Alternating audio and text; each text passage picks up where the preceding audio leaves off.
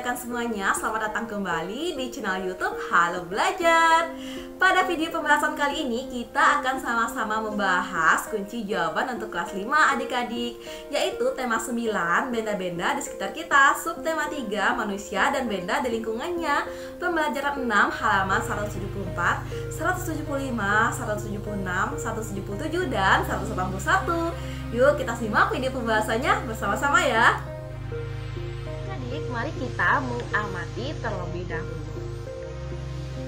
Nah, saat Edo dan Dayu melihat koran di papan pajang, Edo tertarik pada sebuah iklan. Apa isi iklan yang dilihat Edo? Yuk kita amati iklan yang dilihat Edo bersama-sama. Nah, ini ya iklannya. Semua berawal dari kita, awal yang baik, akhir yang baik, aku ada. Kita masuk kunci jawaban halaman 121 adik-adik.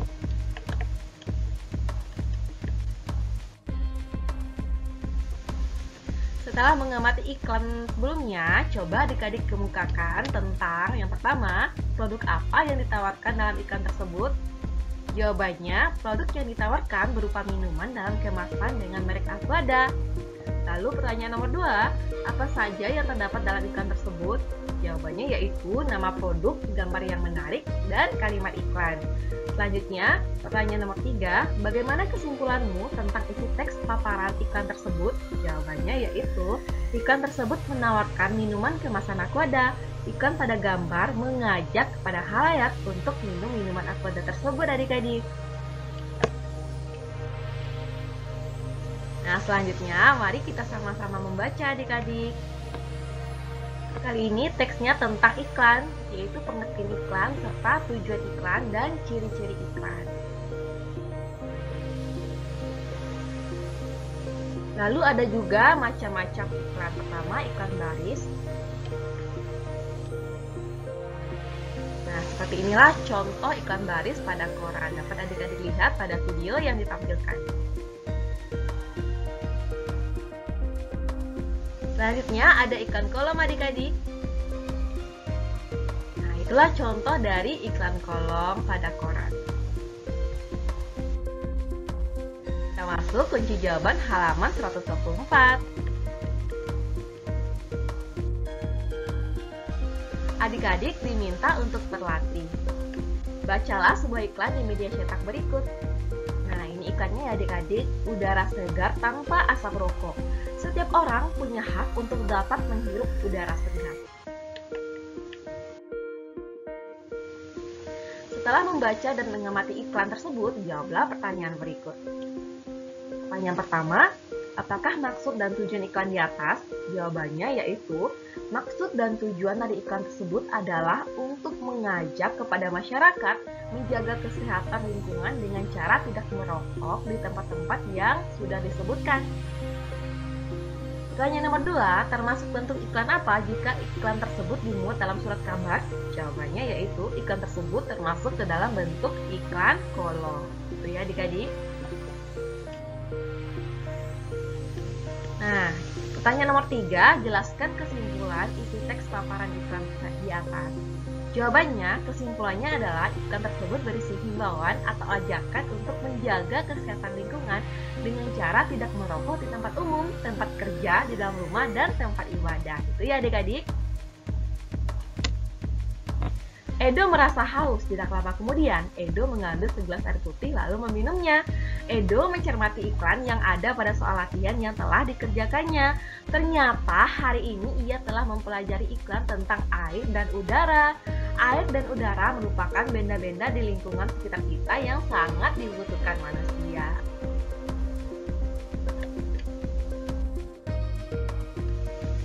Nah adik-adik, tahukah kamu udara merupakan benda yang tidak terlihat oleh mata namun sangat dibutuhkan oleh manusia, bahkan hewan sekalipun. Udara yang bersih dan sehat adalah udara yang kaya akan oksigen. Sedangkan udara yang telah tercampur dengan asap rokok, asap kendaraan bermotor, dan asap-asap buangan pabrik merupakan udara yang tidak bersih. Gitu ya adik-adik, kandungan udaranya sudah tercampur zat-zat lain yang sangat merugikan kesehatan. Selain itu, benda lain yang tidak kalah penting bagi manusia adalah air tentunya. Air tidak hanya digunakan untuk minum, air juga sangat dibutuhkan untuk kebutuhan sehari-hari adik-adik. Seperti kalau kita mandi, mencuci alat-alat rumah tangga, dan mencuci baju, itu butuh air ya. Air merupakan benda tunggal, tetapi sebenarnya air terbentuk atas hidrogen dan oksigen.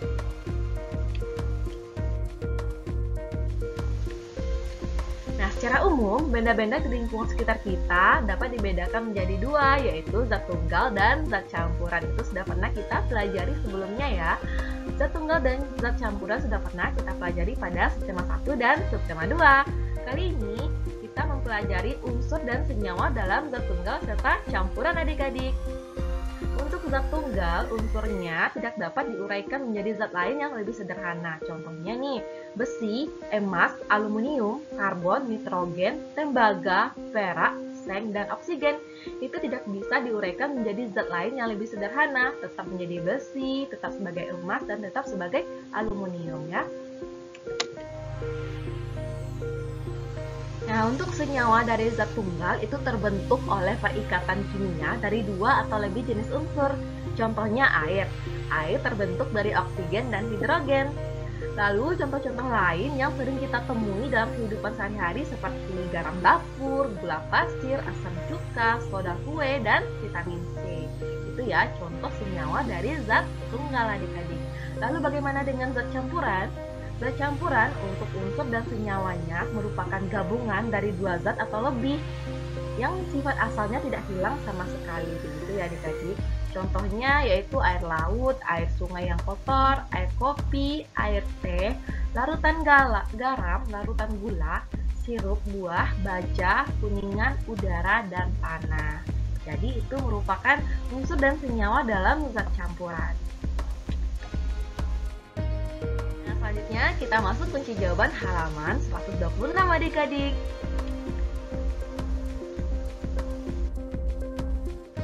Baik, kita kembali berlatih bersama ya adik-adik. Agar adik-adik lebih memahami tentang zat tunggal, lengkapilah tabel penggolongan unsur dan senyawa berikut. Nah, kita lihat ya tampilan tabelnya adik-adik. Ada nama zatnya, unsur, dan senyawa.